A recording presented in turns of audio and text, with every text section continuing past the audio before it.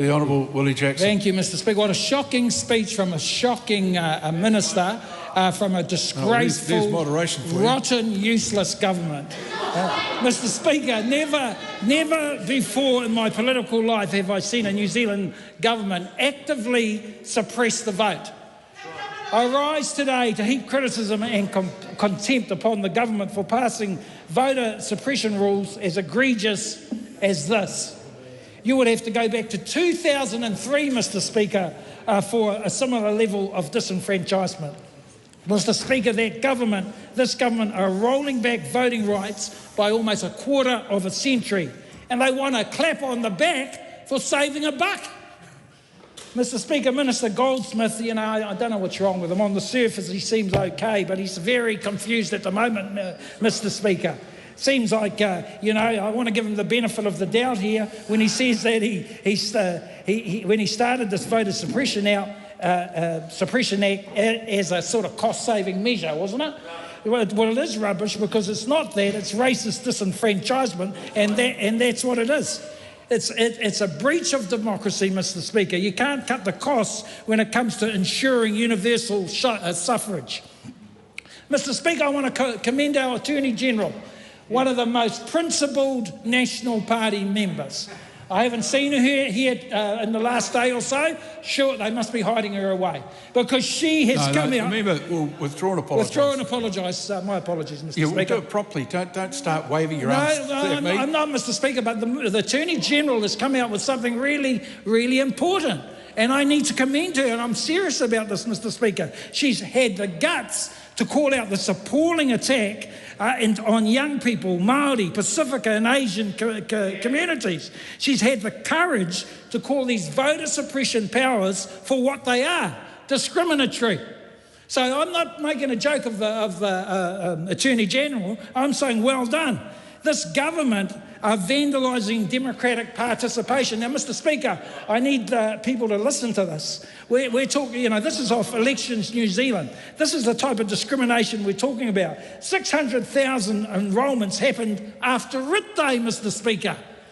450,000 voters during the voting period with 110,000 votes on election day. You're talking, it's incredible numbers we're talking about. That's why I compliment the Attorney General. She's not here today, but she is so principled and she's standing up, Mr. Speaker, to a weak and useless leader. Mr. Speaker, I have deep misgivings that this government has jumped the gun with these voter suppression powers. For a law that impacts this many voters, I believe it should require a supermajority. Mr. Speaker, National messed up banning prisoners from voting because they didn't have a supermajority, and I believe this new Voter Suppression Act will also and should face the same legal challenge. Why disenfranchise young people, Māori, Pacifica and Asian communities, Mr. Speaker? The purpose of our system surely is to engage people, make it as easy as possible to get them to vote. Well, it's just shocking that we're not embracing them and pushing them along. Why push those on the margins to even more marginal spaces? Surely that's the question. When we have failing participation in civic life, why make it more difficult to vote? Mr. Speaker, this government risks being accused of rigging the next election. If these voter suppression powers go through, we can't risk our democratic reputation because the minister wants to save some money. Mr. Speaker, finally I want to say, I don't know what's more offensive, the gerrymandering of our voting rules to rig the election or the Deputy Prime Minister referring to 600,000 people as dropkicks. It's a disgraceful attack on every voting right, all the voting rights of our democracy, Mr. Speaker, when you have a Deputy Prime Minister doing that. Every Kiwi of conscience, no matter what their political persuasion, should denounce this and denounce Mr. Seymour. David Seymour must and should apologise for his attack on our communities, working class Kiwis, Māori, Pacifica, Asian. I've said before and I'll say it again, he's the most dangerous politician of the last generation. And surely, Mr. Speaker, not only a disgrace as the Deputy Prime Minister, but surely the biggest drop kick of all. Honourable Deborah Russell. Mr. Speaker, I have in my hand a page from that fine publication, The Farmers Weekly. And in it, I want to refer to something that the Minister for Climate Change, Simon Watts, said some months ago. It's talking about the targets set under the Paris Agreement around climate change. And he says, quote, "Some will meet them and some won't just because of national circumstance. You have to have the intent to meet it, and if you don't meet it, well, no one sends you an invoice, and that's why it's not a liability on the government books," unquote. No one sends you an invoice, he says.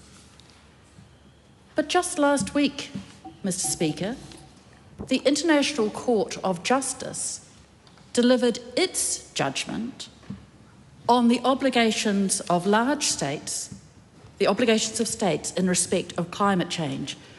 This is just the summary. The actual judgment is significantly long, but let me tell you what is in that judgment.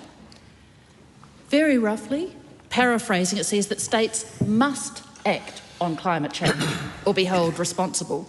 Its key findings include that 1.5 degrees of warming is the agreed, legally binding target for limiting the global average temperature increase. It agreed that customary international law imposes binding legal obligations on states to take preventative and precautionary measures to avoid climate harm. It agreed that while emission of greenhouse gases is not per se unlawful, failure to take appropriate measures to prevent foreseeable harm does constitute a wrongful act attributable to states. It agreed that states must regulate private actors' emissions. It agreed that states have a responsibility around climate change. It agreed that climate action can trigger legal consequences. It turns out that there is an invoice coming due on climate change. And then a second report came out last week. It was the Climate Commission's annual monitoring report on climate change. And what did that report tell us? It said that our emissions budgets may not be met. Here's the rub. The first emissions budget, we're probably going to meet it. And I'm just going to say that under the Labor government, emissions were coming down. Our second emissions budget can be met, but there are areas of significant threat. Our third emissions budget, covering the period from 2031 to 25, requires further action urgently in order to be met. Not only is there now an invoice from the International Court of Justice, but the current government is building up our liabilities in respect of that invoice. It needs to take climate action soon. And it's important, not just because of the international settings, not just because we might have an obligation to other states. It's important because climate change affects us here every day in our ordinary lives in New Zealand. We've just seen in the last week or so extraordinary downpours through the country. We know that our weather is being affected by climate change. We know that the intensity of those storms and the amount of the rain that is being dumped on farming communities is deeply affected by climate change. We know that our homes are at threat because of climate change. We know that our health is at threat because of climate change, not just the immediate threat to life and limb, but the mental health of many people who live under the stress of climate change. We know that jobs are under threat due to climate change, and that government, by focusing on dying industries, on oil and gas, is ignoring the plentiful jobs that we found in green industries. Labor is proud of its record on climate change, and we stand by it. Our record of the clean car discount, of public transport, of the Climate Emergency Response Fund, which was used to drive emissions down. We were doing the work that needs to be done to get our emissions down. That government is ignoring the problem. It is tucking the problem away and pretending it doesn't exist. And because it continues to do that, one day soon, that bill will come due. And it's not just a bill that's going to come about because of the International Court of Justice. What we are doing by refusing to act is imperiling the futures for our children and our children's children. Mr. Speaker, it's time to act. The